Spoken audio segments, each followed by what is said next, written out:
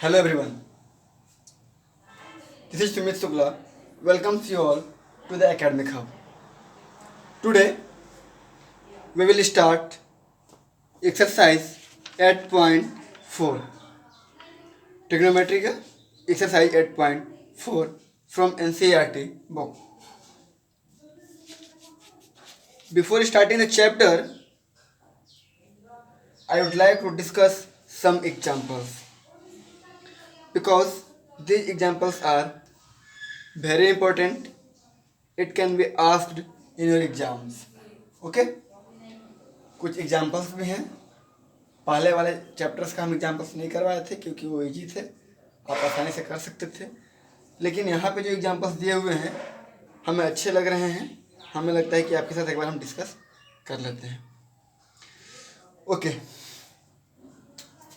So this is your example. This is your example 12. Example 12.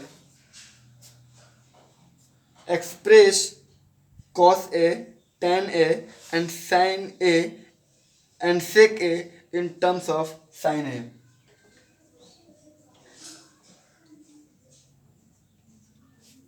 Express cos A, tan A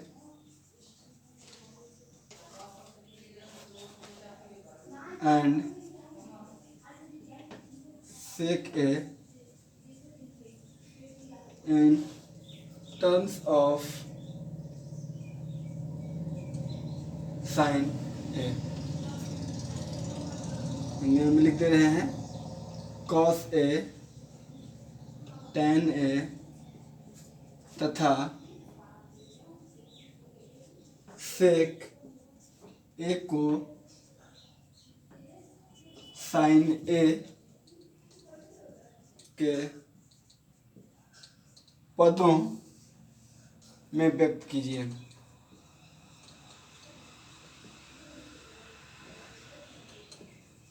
पदों में व्यक्त कीजिए. Okay, मतलब ये जो cos A है, tan A है और sec A है, कुछ ऐसा फॉर्मूलाज लगाएं. कुछ फॉर्मूलाज के हेल्प से हमें sin A के टर्म में दिखाना है कि cos A को इन टर्म्स ऑफ sin A हम लोग कैसे लिख सकते हैं, tan A को sin A के टर्म्स में कैसे लिख सकते हैं, सिमिलरली sec A को sin A के टर्म में कैसे लिख सकते हैं. हमारा यही मोटो है. चलिए इसका सॉल्यूशन देखते हैं. cos A को sin A के टर्म में इजी है. एक फार्मूला हम बेसिक फार्मूला बताए हैं, sin square A plus cos square A is equals to 1. क्या बताए हैं? sin square A plus cos square A is equals to 1.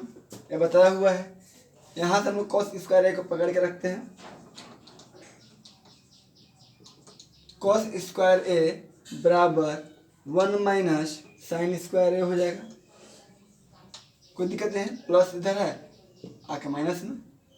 तो हम लोग साइन देखते हैं, जो टर्म दिया गया उससे पहले देखते हैं. तो साइन के पहले कोई टर्म दिख रहा है? कुछ नहीं दिख रहा है. इसका मतलब कि प्लस है. कॉस के पहले क्या है? प्लस है. ठीक है, तो कॉस ए बराबर हो जाएगा अंडर रूट की स्क्वायर था, तो रूट को हटाने के लिए क्या करेंगे? स्क्वायर रूट ले लेंगे. तो कॉस ए बराबर under root 1 minus sine square A. Clear? यही आपका आंसर हो गया. कॉस ए को हम लोग क्या किए? इन terms of sine A express कर दिए. कोई समस्या नहीं है. अब अगला देखते हैं tan A. tan A को sin A के रिस्पेक्ट में हमें बदलना है. चलिए, tan A है ना,